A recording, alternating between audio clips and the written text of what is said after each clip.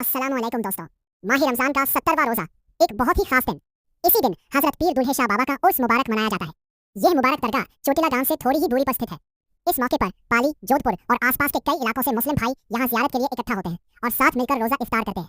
दरगाह के आसपास दुकानों और झूलों की रौनक भी देखने को मिलती है और इस दिन को जंग बदर की याद में भी खास अहमियत दी जाती है। सफर पर निकलने से पहले मैंने अपने बेटे को गोद में लिया, उससे अलविदा कहा और बिस्मिल्लाह करके उर्स की जियारत के लिए निकल पड़ा। जैसे ही मैं घर से बाहर आया, देखा कि हमारी टैक्सी तो पहले से ही तैयार खड़ी है और साथ में ड्राइवर भी। और मजे की बात ये कि ड्राइवर कोई और नहीं, हमारा अपना दोस्त है जो आज दोस्ती का फर्ज निभाते हुए टाइम से पहले ही पहुंच गया। बस एक दोस्त और बाकी था। जनाब अभी तैयार होकर आने ही वाले थे। उधर हमारे ड्राइवर साहब, जो हमारे जिगरी दोस्त भी हैं, सफर शुरू होने से पहले एक अहम जिम्मेदारी निभा रहे थे।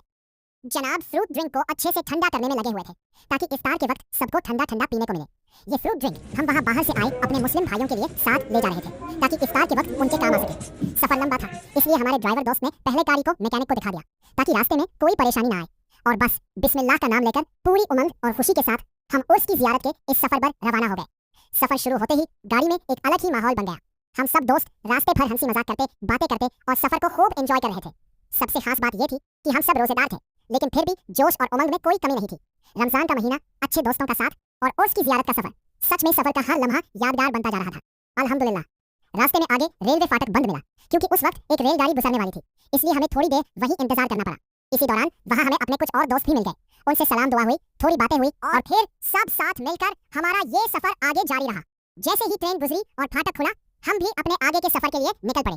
कुछ दूर तक तो ट्रेन भी हमारे साथ साथ चल रही थी। ऐसा लग रहा था मानो हमारे और ट्रेन के बीच छोटी सी रेस लग गई हो। आखिरकार हम पीर दुल्हे शाह बाबा की दरगाह पहुंच गए। चारों तरफ मुस्लिम भाइयों की भीड़ थी और नजारा सच में देखने लायक था।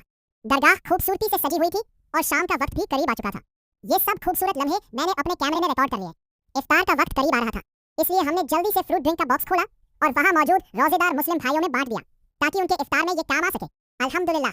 और फिर अजान के साथ ही हमने भी अपना रोजा इफ्तार किया। रात होते ही पूरा माहौल रोशनी से जगमगा उठा। दरगाह, आसपास की दुकानें और झूले सब रंग बिरंगी लाइटों से चमक रहे थे। नजारा सच में दिल को खुश कर देने वाला था। हमने भी इस खूबसूरत माहौल के कुछ पल अपने कैमरे में कैद कर लिए और उधर हमारे दोस्त इस यादगार मौके पर फोटो लेने में मशगूल हो गए थे। कुछ देर इस माहौल को एंजॉय करने के बाद अब घर लौटने का वक्त हो गया था, इसलिए पीर दुल्हे शाह बाबा की दरगाह को सलाम किया, अलविदा कहा और इजाजत लेकर हम वापस अपने घर की ओर रवाना हो गए। वापसी के सफर में एक बार फिर रेलवे फाटक बंद मिला तो मैं टैक्सी से उतर गया और आसपास खड़ी गाड़ियों का वीडियो बनाने लगा।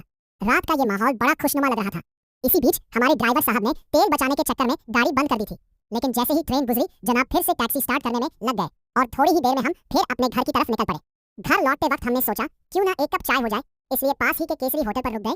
चाय की गर्मा गर्म चुस्कियों के साथ सफर की बातें हुई और इसी खूबसूरत पल के साथ हमारा आज का ये सफर और व्लॉग यही खत्म होता है। अल्हम्दुलिल्लाह।